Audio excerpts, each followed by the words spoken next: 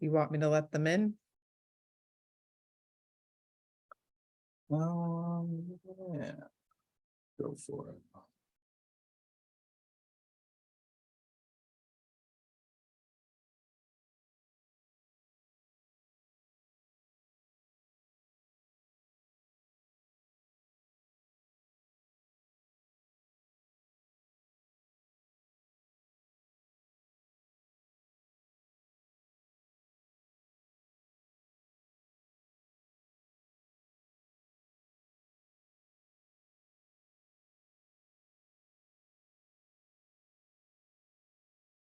Good morning, folks. We're going to take a moment to let folks join us and we'll kick off in just a minute.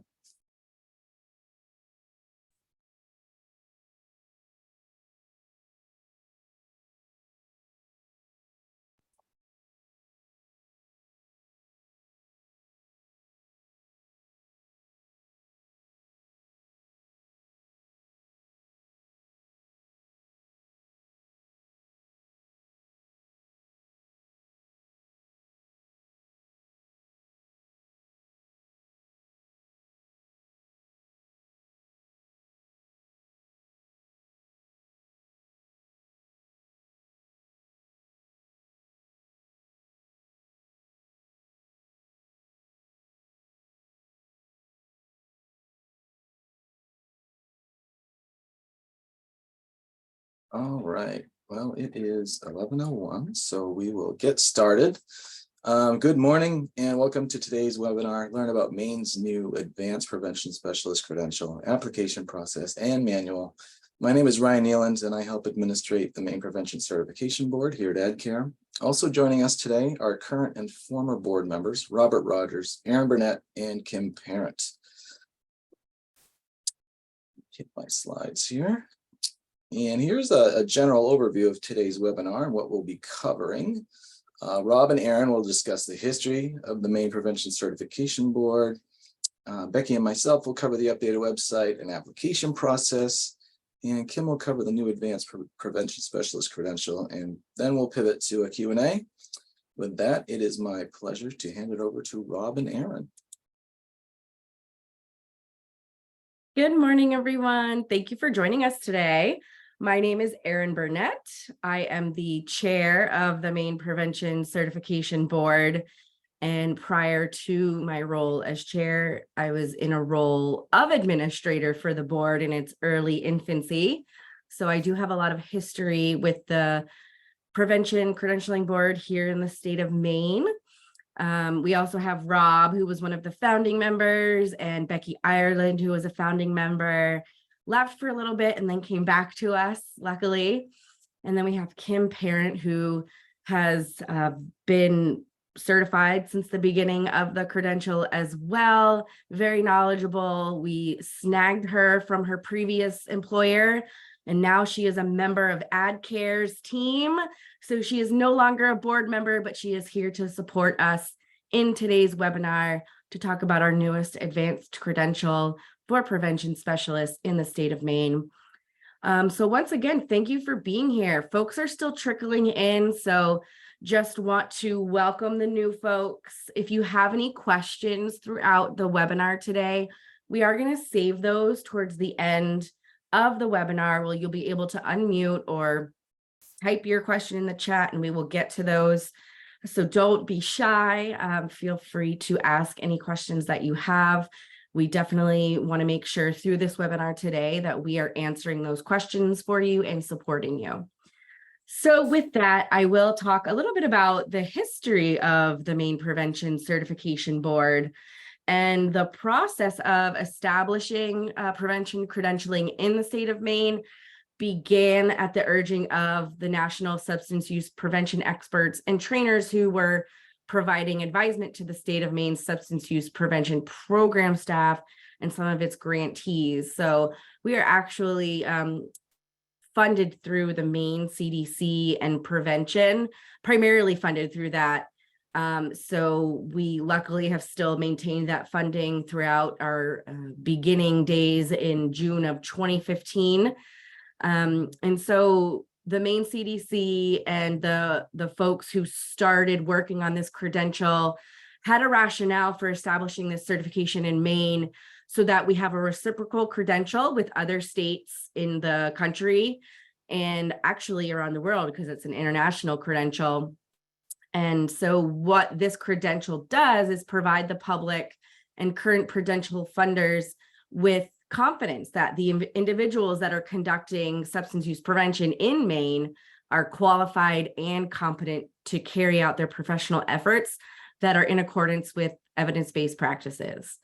So 10 years ago, as I was mentioning, the Maine Office of Substance Abuse and Mental Health Services, with support from AdCare Educational Institute of Maine, pulled together the Prevention Credentialing Work Group all the way back in 2013.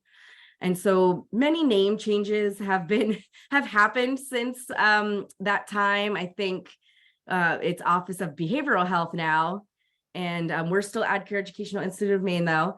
So that work group came together in 2013, made up of substance use prevention professionals from a variety of communities and prevention programs.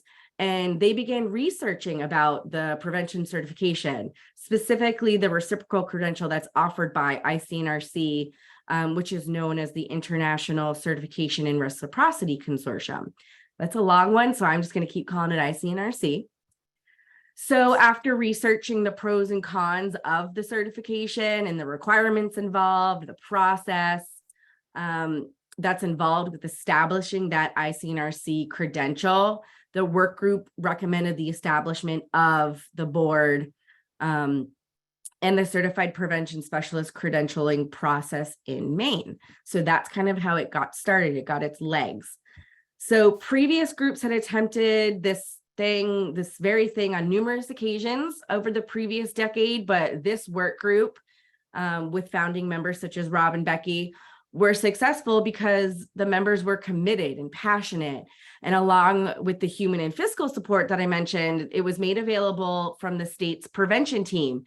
And due to AdCare's willingness to be the umbrella organization for the board, which provided it with administrative support, the board was developed and they operationalized the certification process. So today, AdCare is still receiving, as I mentioned, still receiving funding from the Maine Center for Disease Control and Prevention, still providing that administrative support through Ryan.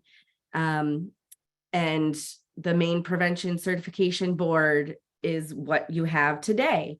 So in future years, we hope that administrative and staff support will be funded through our fee revenue and other funding that the Maine Prevention Certification Board or AdCare may secure. But in the meantime, we are still funded through Maine Center or Maine CDC, which we are very grateful for them to continue funding for this very important credential.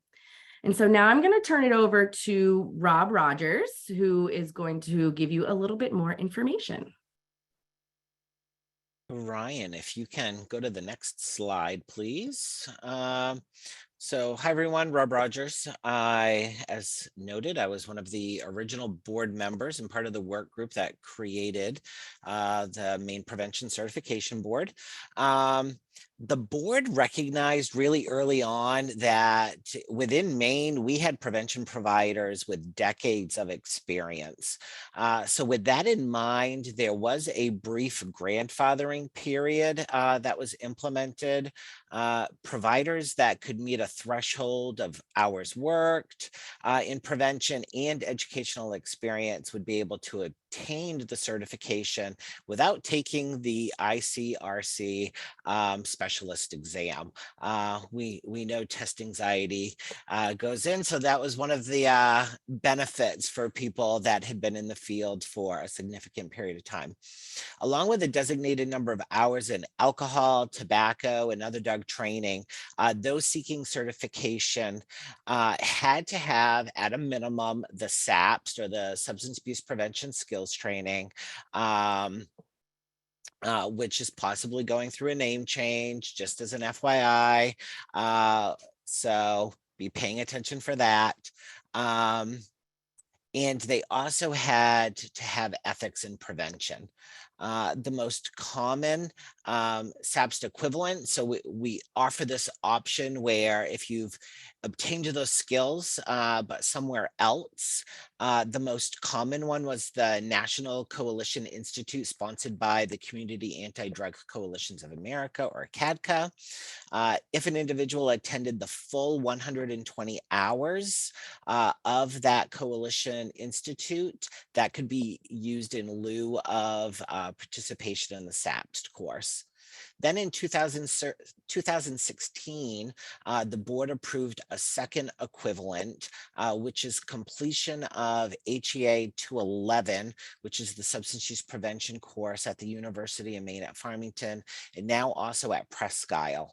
The course is taught by a recognized SAPS instructor, and as long as students have perfect attendance, much like if you were attending what I call the traditional 4-day class, then the students could be given a certificate, which would be accepted by the Maine Prevention Certification Board.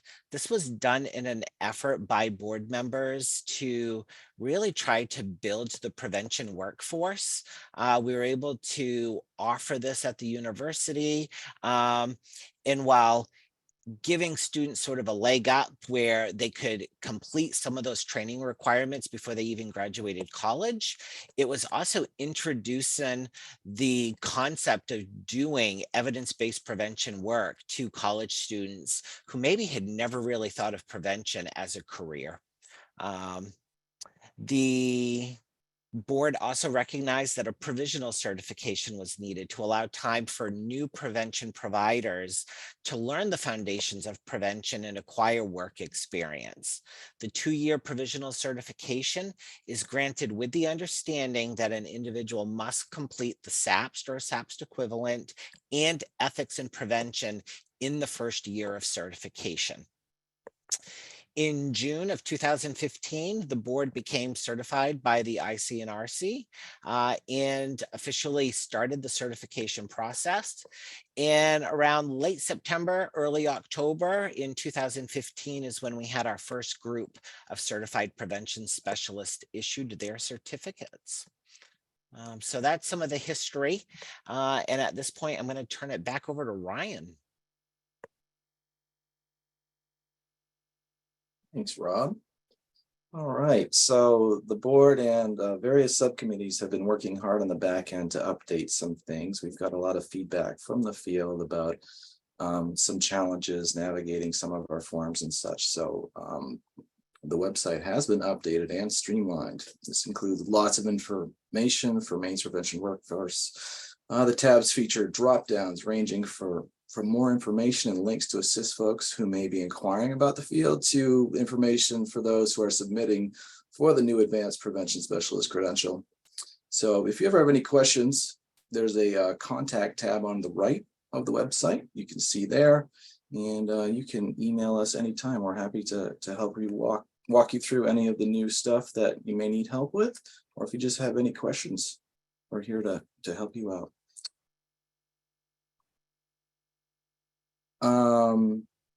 So I mentioned the feedback that we received from the workforce stating that the old PDF-based application system was a bit arduous and clunky. So we decided to change this process and landed on Google Workspace as an affordable and secure solution. This new system will require a Google or Gmail account. So almost everyone has a Google or Gmail account, and if you don't, they're easy and free to create, and there's a link right on the website for you to create one. And by having a Google account, any progress made on your applications will be saved for 30 days in real time, which eliminates the possibility of losing your application, which is really helpful. All of the links you will need in order to apply for any certification can be found on the right side of the certifications tab, which you can see in blue here. With that, I'd like to hand it over to Becky, I believe. Yes, thank you, Ryan. Yes. Yeah, so Rob and I and Aaron and others that have been around since the beginning, It's hard to believe it's been 8 years. We're going on a decade here, and technology has changed a lot in the decade. So back in the day, 2008, fillable PDFs were really kind of the cutting edge technology, but a lot has changed. So that is why our board has really tried to move to something that's going to be more user friendly. So people aren't frustrated with how they're going to get all the text into the small size of the box in the PDF. And so we have moved to that. This long link that's here is certainly linked to from that page that Ryan said, but what I'm going to cover for you now, next slide please, Ryan, are some snapshots of some parts of the online application, and want to just give you the big picture of how it works. There is one application that everyone goes to, and it has some branching built into it. So once you kind of log in, and as Ryan said, you can save your progress for 30 days. We understand everyone is really busy and you may not have an hour or a big dedicated time to sit there and bang the whole application out at once. You likely are trying to squeeze it in between meetings or events or trainings that you're doing. So you will be able to leave it and go back and pick up where you were. Everyone's going to start at the application in the same place. And then next slide, Ryan. From there, there will be a question, and this is really the key question that will determine what version of the online form you are going to get that is most applicable to your situation. If you are applying for the very first time, you've never had a prevention credential, and you don't have the experience or qualifications you need to be a certified prevention specialist, you're going to do the initial prevention specialist option. You'll see most of these either start with initial or the word renewal. So if someone is having a certain credential for the first time, they're going to complete the initial version. So even if you've been a PPS, if you're going after the certified prevention specialist credential, the PS-C for the very first time, you will click the initial, and then there'll be renewals. A little later in today's webinar, Kim Parent is going to talk to you about the new credential Maine Prevention Certification Board is offering called the Advanced Prevention Specialist. Because it's new, no one is ready for renewal yet. So you'll notice that there's no renewal option for that credential yet. But hopefully, a year and a half from now, we will be able to add that to this application. But everyone's going to start from this same question. And then the versions and things that you need to complete in the application will be customized from that point on based upon what version of credential you are going after. Next slide, Ryan. Some of the things that have caused people some headaches or stress in the past was how to get training certificates and how to get tracking of hours and all of that organized in a way that was easy for them as well as for the board. When applications are submitted, board members review them and vote on them. Ryan, as the current administrator, does a lot of behind the scene work and making sure that everything is there for the board members to review in order to be able to make a vote if the person meets the qualifications and requirements for any particular credential. So some of these features, we hope that you will find really user-friendly as an applicant. And we also hope as board members that we're going to find them helpful in streamlining in terms of our organization of your files, as well as our review of applications. So there'll be a series of questions in the form, and then you'll get to a point in the application where you'll need to upload a training spreadsheet and training certificates, and you'll be able to put those in as files. I'm going to show you some spreadsheets here in the next slides, but then the training certificates. What we ask, and would be very helpful if people have the technology to do so, would be to scan your certificates and upload them as one PDF. But if you need to upload multiple files, you will be allowed to do that as well. Next slide, Ryan. So one of the challenges in the past that really had a lot of people, in some former roles I had, people would be really stressed and they'd shoot me an email or give me a call and say, help. One of the things they really struggled with was trying to keep track of all the hours and to keep it organized and to make sure they were answering all the questions in the space limited, text limited PDFs about what they did for training. And we recognize the text on this screen is a little small, you'll certainly be able to go at it. But what you're seeing here is a snapshot of a very new type of tracking spreadsheet that we've designed to help applicants as well as to help board members. This spreadsheet is downloadable. And when Ryan shows you the manual and on the website and things like that, you'll be able to download and use the spreadsheet. And it will be a place that we really hope people will use, not just in the, the panic, I've got to get certified and I've got to get something in immediately. Sometimes if people are new to a position and they may only have a month or two to get certified as a requirement of their funding, then certainly those people probably are going to have to kind of run around and pull things together. But people who have already been certified once and need to renew, this spreadsheet should be especially helpful for you because you can work on this spreadsheet over your 2-year period so that anytime you do a training, you can enter it into the spreadsheet, put your hours in so that when it comes time to renew, hopefully you've got everything in the spreadsheet file ready to go. We've added some features so that it will auto sum. And it's broken down by the categories of what you need for training. So the PPS and the PSC, there's certain training around ATOD, prevention and ethics, SAPS, and IC and RC domain hours. It will total those up for you. It'll also total across for a training and give you a place to indicate all of that. So hopefully these spreadsheets will make things easier for you to input the information about your trainings as well as to track your hours. And so this is the version. There's one version for the provisional as well as one version for certified.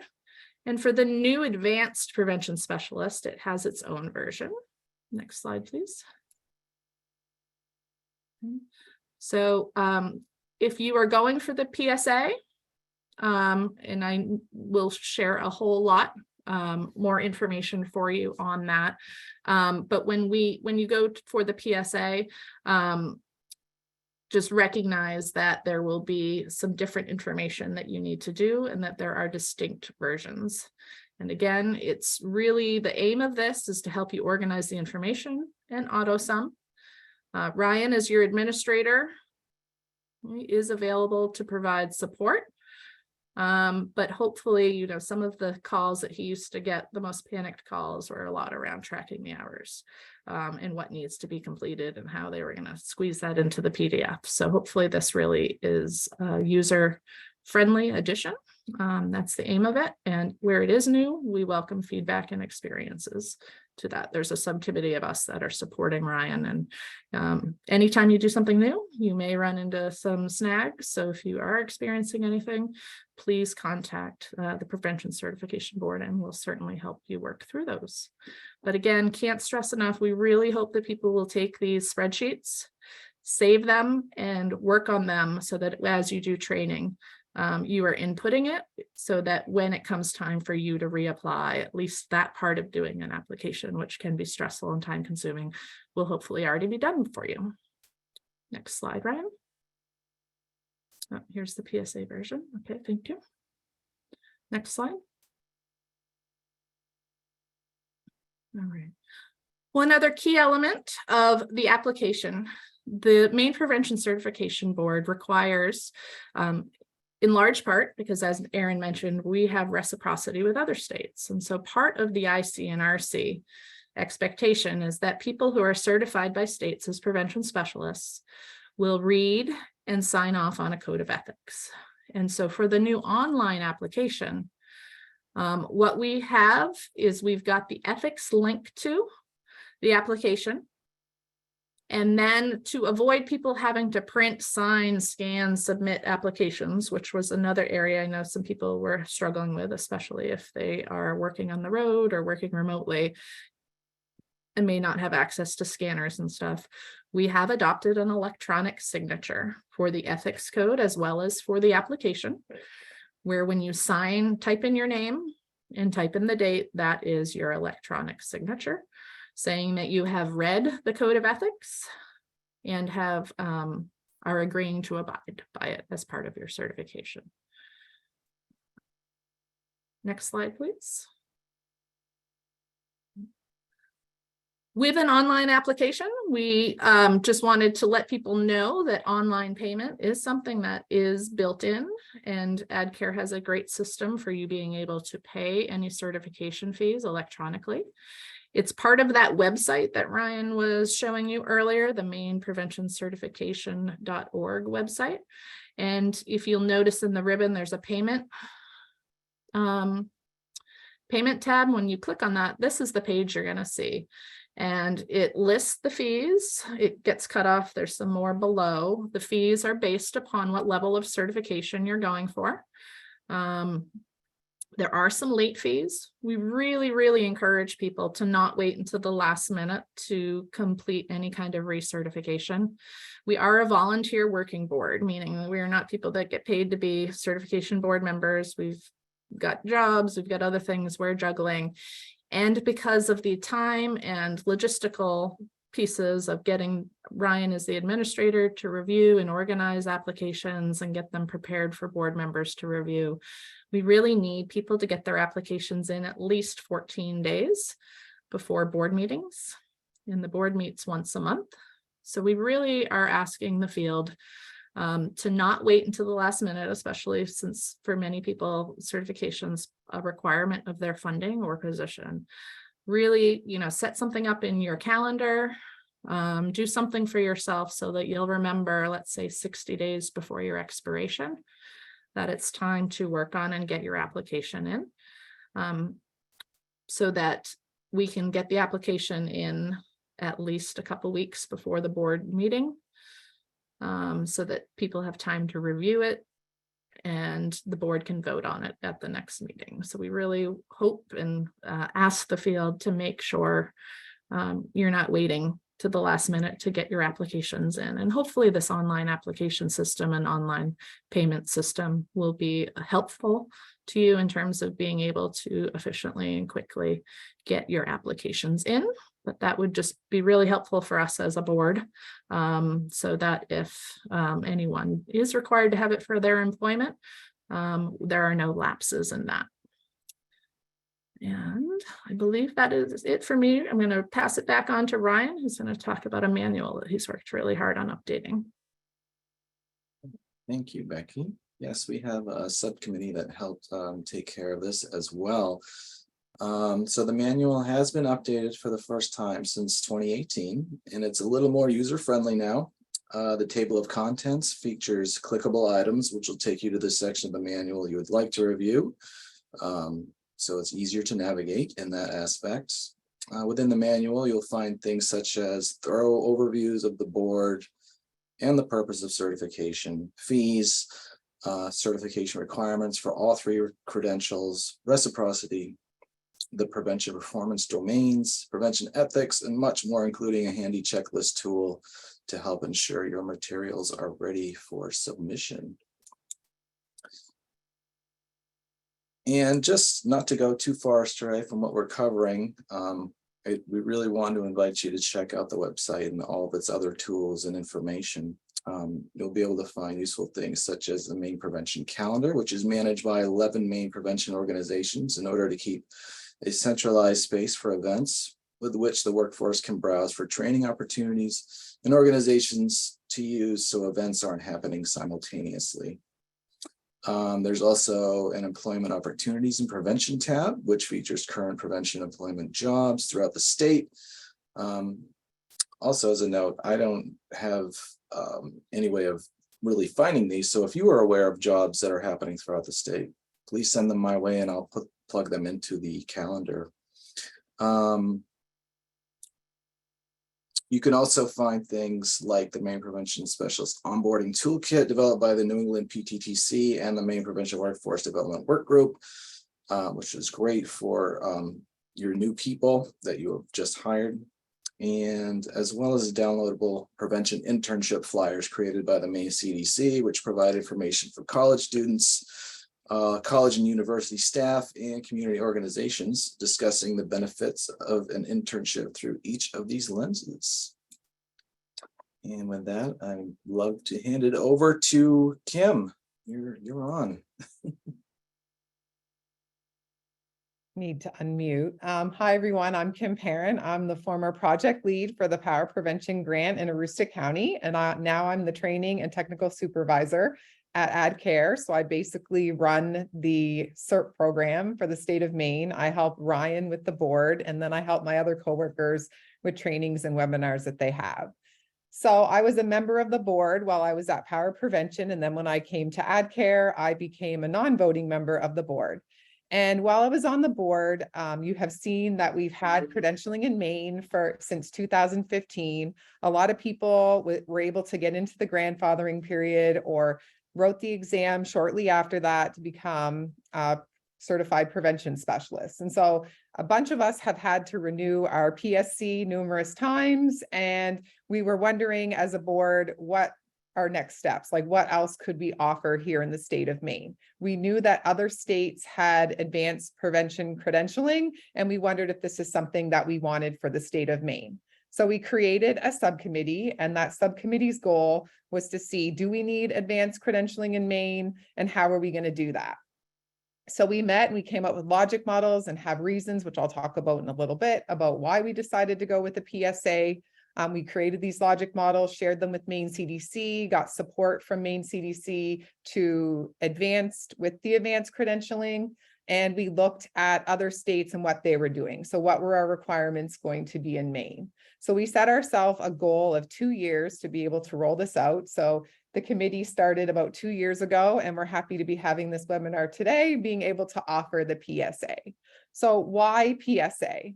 So some of the benefits of having a PSA is the advanced credentialing. And the reason for advanced credentialing is it establishes credibility and verifies competency in the field. It's another level of professional development. So it's a goal for you to achieve. You know, I've got my PPS, now I'm going to go for my PSC. And after meeting the requirements for PSA, being able to achieve that as well. It allows for career advancement opportunities. So it's a qualifiable milestone of achievement, identifying professionals who are specialists in the field. And it sets them apart from other people who aren't certified. So having this certification may give you an advantage when you're applying for a certain job or position, or even you can try to see if you can get yourself a raise by getting another credential under your belt. It doesn't hurt. Doesn't mean you're going to get it. Doesn't ever hurt to ask. We had a lot of feedback from the field that people felt that they didn't have supervisory support. Like a lot of people in the field were not being supervised by a PSC, and they felt like that supervisory support was kind of needed in their current positions.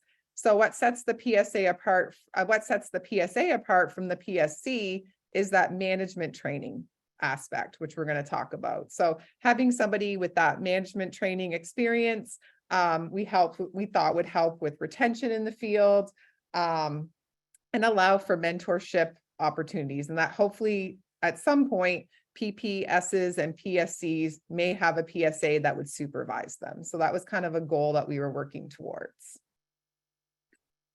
So for recruitment and retention, having this certification can draw highly qualified prevention professionals from other states or within the state of Maine. And the certification also creates a clear pathway for advancement in the field. In the past, we didn't have that clear pathway. And now with the PPS, the PSC, and the PSA, we now have something in place for advancement within the professional prevention field. We talked about it being a marketing tool.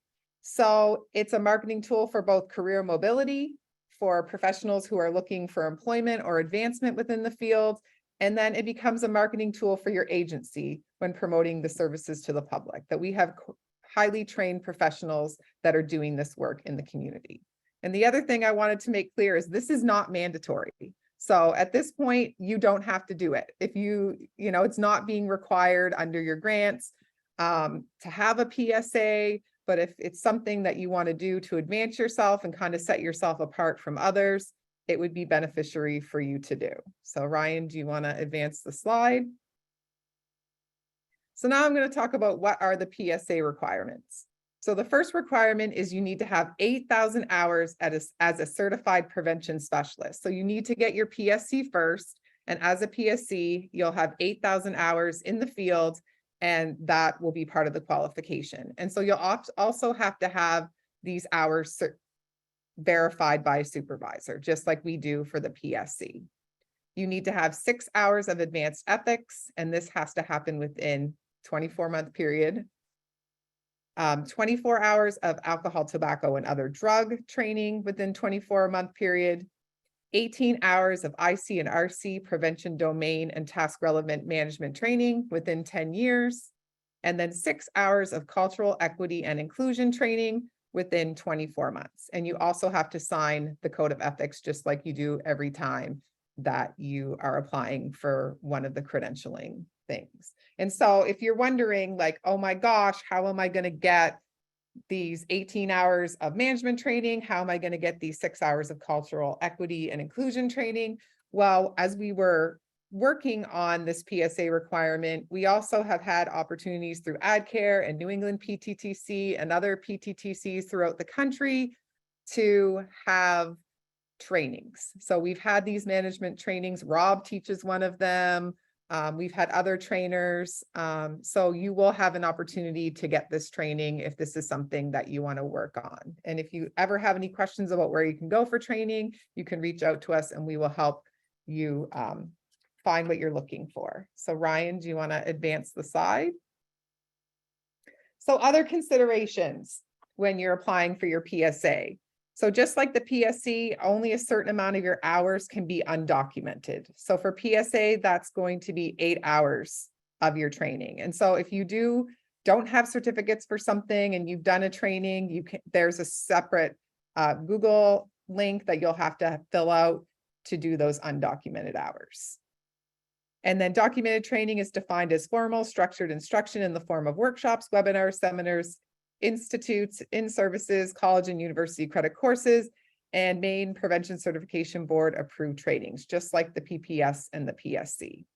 And then something being a reviewer of a lot of these applications, and for Ryan, it's always a great idea to have someone review your application before you submit it. So it never hurts to have a second set of eyes looking at something. We all make mistakes, we're human. And when you're working on your certification and you're staring at it for hours or you're working on it for days, it's very easy to miss something. So, you know, there's lots of people out there, myself included. If you need help with an application or you need someone to review it, just reach out and we'll help you.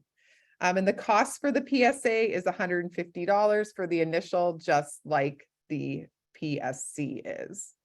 So Ryan, next slide. So Becky talked a little bit about, we will eventually have the tab for renewing your PSA certification.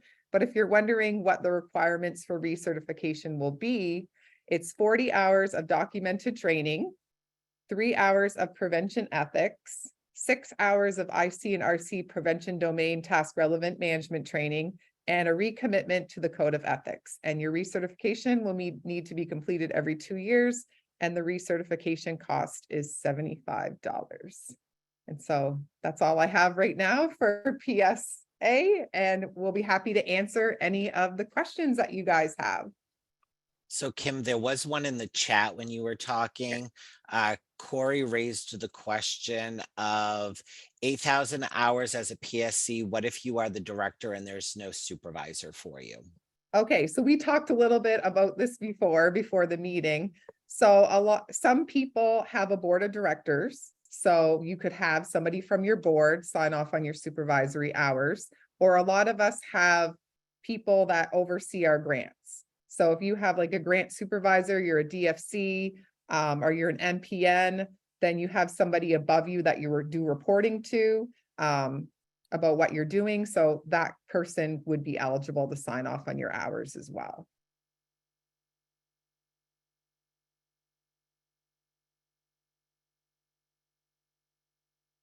And then Corey also raised the question, can experience take the place of training for management? No, you have to have those certificates for management training, and there'll be opportunities through the PTTC and AdCare to get those hours that you need for your PSA. Yeah, we have some additional questions in the Q&A, which is a good segue into the Q&A section. So I don't know, Rob, if you want to go into some of the questions that we already wrote some answers for, and then we'll Sure. free flow. So if you Yeah. have questions that you want answered, you can put them in the chat. We as a team will monitor them. We do have a few that people had submitted as part of registration, and we'll turn that over to Rob and Aaron right now for those. So thanks, Ryan, for putting that up. So one of the questions that was posed was, how do these credentials compare to the current LADC and CADC? So I'm licensed as an LADC and a CCS. So in looking at the comparisons, if you think of the PPS or the Provisional Prevention Specialist being similar to the CADC or a Certified Alcohol Drug Counselor, during that time, you're gaining some supervised work experience while working towards your certification or your licensure. As an example, as a CADC, you may be working with a CCS and they're signing off on your treatment plans, and you have to have so many hours of supervision in order to go for that licensure as an LADC. In thinking about the LADC, or a licensed alcohol and drug counselor, I see that as being similar to the certified prevention specialist.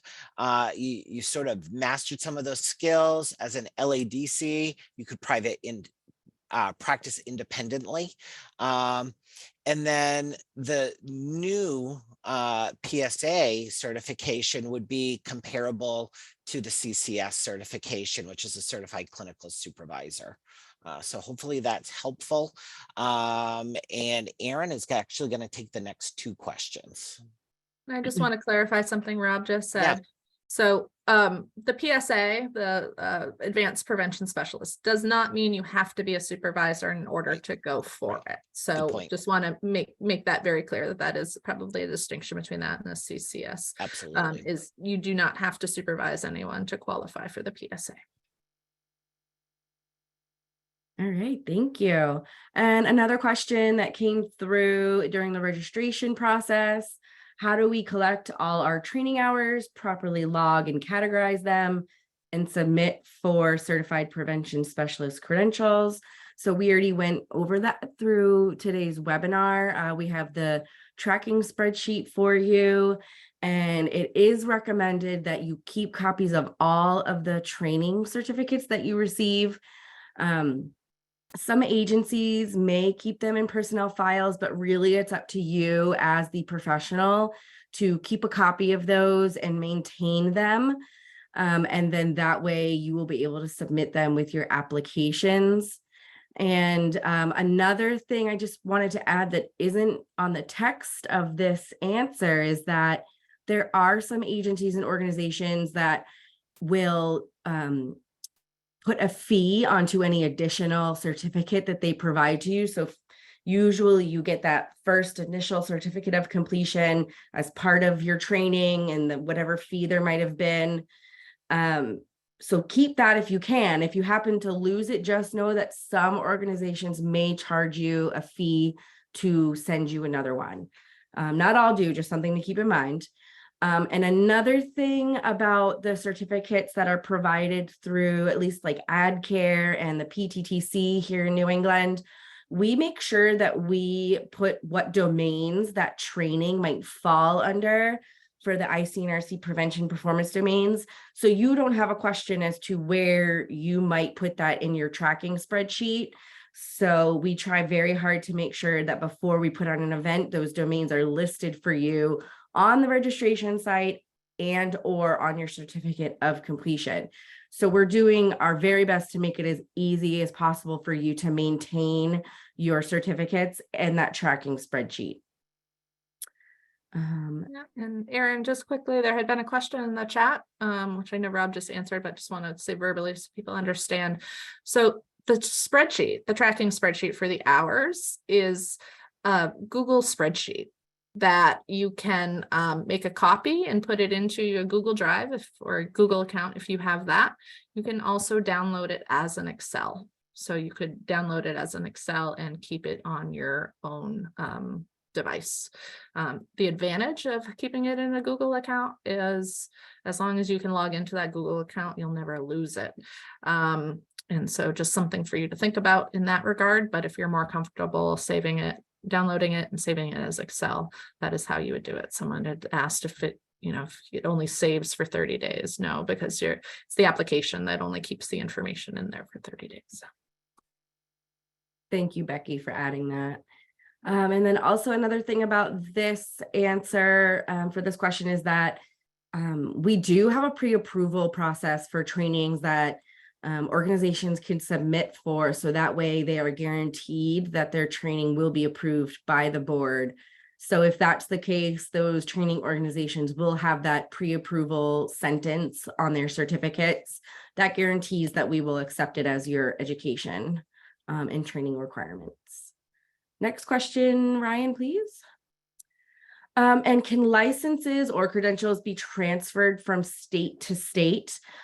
So for the purposes of the Maine Prevention Certification Board, we call them credentials or certifications, not licenses, just to kind of clear that confusion up a little bit. And then also the only reciprocal credential that we offer is the Certified Prevention Specialist credential. So ICNRC calls it CPS. We call it the PSC here in Maine. That's the only one that can be transferred. Let's say you move from Maine to New Hampshire and you wanted to transfer your credential from state to state. You would apply with the New Hampshire board to have your credential transferred over to New Hampshire, and there's a process for that. But that is the only credential that is reciprocal with ICNRC. So our provisional credential and our PSA is not reciprocal within ICNRC standard. ICNRC allows boards to set their own standards for provisional and advanced credentials as they see fit for their workforce. So hopefully that makes sense. And if you have any questions on that, or if you ever come into a situation where you are moving, just reach out to us and we can help you through that process. And Aaron, can I just add to that, that really with the ICRC, it's the exam, right? So that's why the PSC or the CPS in other states, Maine avoided that because we have Child Protective Services and we thought it would get very confusing. But it's that exam piece. Once you've passed it, you don't have to retake that again. Exactly. Yes. So the ICNRC prevention specialist examination, if you pass that and meet all the other application requirements, that is what gives you that credential. And that is something you can maintain by recertifying for every 2 years. I need more coffee. All right. So I think that's it for the questions that were sent in via registration. So we'll go back to the chat. And I believe there was one, can previous trainings from out of state like Massachusetts be used for the Maine certification? Certainly. If we had a question, we as the board members and our administrator who's reviewing those has any questions about whether or not that's applicable, we will come back to you and ask for more information. So certainly if you feel that it's applicable, include it. And if we have questions, we'll just follow up with you. This is where I recommend if it's something that's not pre-approved, when possible, keeping the training syllabus. I know that's what other boards in Maine have done. So it allows the board, if they want to know what was the actual training about, they can review sort of what was the course curriculum, those sorts of things. Yeah, and you'll notice when you're looking through the manual and the website and the forms that it talks about the IC and IRC domains. And so really the key is to make sure if you are doing training that it's straight face tests applies to prevention or the IC and RC domains. And so those domains are listed out on the Maine Prevention Certification.org website. Really encourage you, if you are not familiar with those, to maybe even consider printing or saving that particular page of the website as a PDF and keeping that readily accessible to you so that when you're doing a training and go to complete your application or your spreadsheet, or even to decide, is this training applicable and something I'll be able to use towards the continuing ed or qualification for my certification.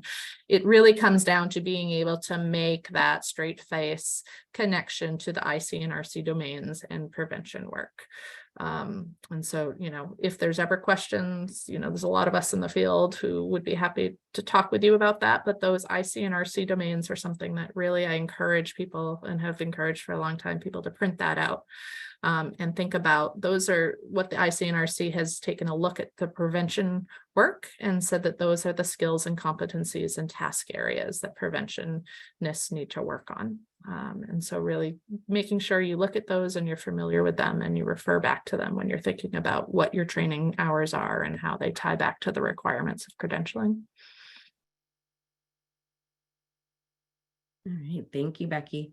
Another question comes from Michelle. Thank you for all of your work in bringing this to Maine. You are definitely welcome. Is it acceptable? Wait, it moved on me. Hang on. Is there a no, where'd it go? Yeah. Is there a grandfathering period for the PSA if all requirements have been met more than 24 months ago? We have not set a grandfathering period for the PSA. That was only applicable to the ICNRC CPS or PSC credential when the board first implemented that in this state. So the trainings will need, for your PSA, will need to fit in the time period that we have allotted. The key element of the grandfathering, as I think was said earlier, was so that people wouldn't have to take the exam if they've been working in the field for a really long time. There is no exam for the PSA, just to reinforce that. So that was really the key benefit of grandfathering when the PSC was launched, and that doesn't apply to the PSA. Then Alyssa asked if mental health first aid training is considered an acceptable training. We have accepted that in the past. It's not on our list of pre-approved trainings, but it is something that has been accepted in the past. Ryan already put in the chat, Susan, where you can find the syllabus or list of pre-approved trainings. So that is there. If anybody else wants to see that, we have our approved trainings and training organizations on our website. And then another question, do all the certifications last for 2 years at a time before needing to be renewed? Yes. You have to recertify no matter what credential you have every 2 years. Do you want to speak just really quickly, Aaron, for somebody with the PPS though, even though your certification is 2 years, there are requirements that you have to meet in the first year, unless that's changed. No, it has not changed. So if you have a provisional certification, there is kind of a time requirement for certain trainings and education that you do need to meet while you're working towards your initial CPS certification, PSC. So what you need to do really in your first year of holding that provisional certification is getting your SAPSTN and your ethics. And I believe there's one other requirement that I'm forgetting off the top of my head, but we want to make sure that you are actively gaining that training and education that is needed and experience that is needed to apply for the PSC and sit down for the ICNRC exam. So we don't want you to hold the provisional certificate and then when you have 2 months left, try to get all of your requirements in. We want to make sure that you're actively working towards it in that 2 years that you hold your provisional credential. And if you need to recertify your provisional, you certainly can, but you have to meet those certain requirements within the first 2 years. That's all on our website. Nothing has changed related to the provisional certification. So feel free to check that out. Or if you need any assistance or have questions, you can certainly reach out to Ryan, who is our administrator. Yep. And with that said, you don't have to wait for the 2 years either. So if you are a provisional, and one of our hopes for this credentialing is it's not something that people do simply because they have to, but because it's something that they recognize helps show how hard they've worked to develop as a prevention specialist. And so if someone, maybe in the first 2 years of a PPS, they weren't ready to apply for a PSC, but then, they're only in year 1 of their renewal PPS, you don't have to wait to go after your certified prevention specialist, if that's one of your goals, or you see benefits to your career, your employment. So if you're midterm as a provisional prevention specialist and you want to go after the certified and you meet the requirements, you don't have to wait for your PPS to be coming to an end. Similarly, if you are a PSC in your mid term, I guess we'll call it, on a certified prevention specialist and you want to go after the advanced prevention specialist, you can do that at any time. You do not need to wait for your term to end under a current credential. I'm seeing Leanne has her hand up. Hi, Leanne. Would you like to ask a question? Oh, I just wanted to say thank you, folks, for doing this. It's so helpful. And I wanted to just encourage folks that this is a really important process. It's not hard. I'm not good at any of the things they just mentioned about Google Sheets and all that stuff, but it's totally doable because I've done it a few times. And this is important in our work for a few reasons. One of the things is down the road sustainability. If you're like on grant funding and at some point that's going to end and you need to, beg your city council or whomever, that this is like a real job and it's really important. And so sustainability of the work, and then also the importance of growing our field in prevention.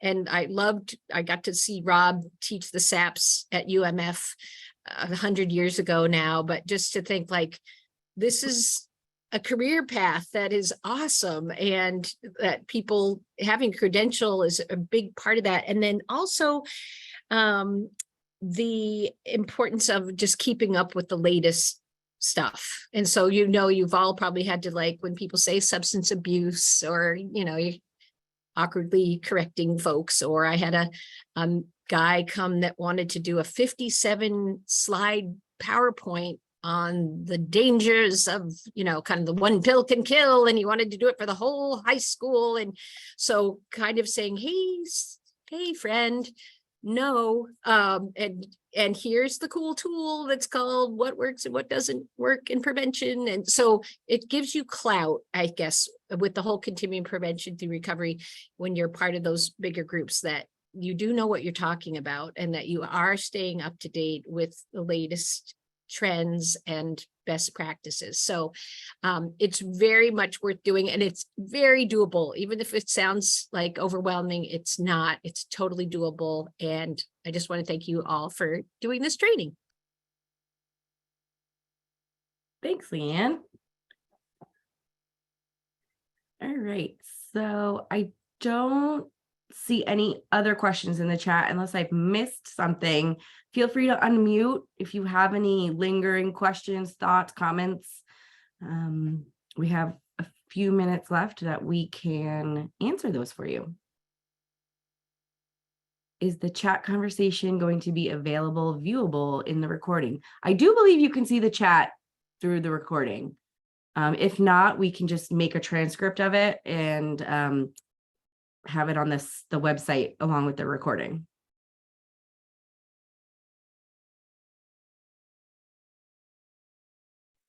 I think you could also put the plug out. Is the board still looking for board members?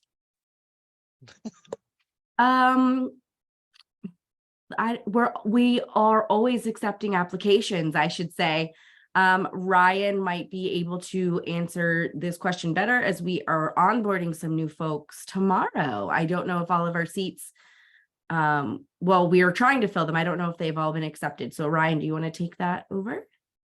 Sure, yes. We recently had a wave of folks who turned out. So we had about 25 new applications that we sorted through, and the subcommittee decided on a handful of folks from multiple sectors that would give us all 12 of our seats filled for now. But as Aaron mentioned, people are always terming out, or something comes up in their lives where they have to leave the board. So I highly encourage you to submit an application, and you can also find that on the website if you'd like to do so. And as a board member, genuinely, we don't want this to be something that is scary for you. And it's a new process.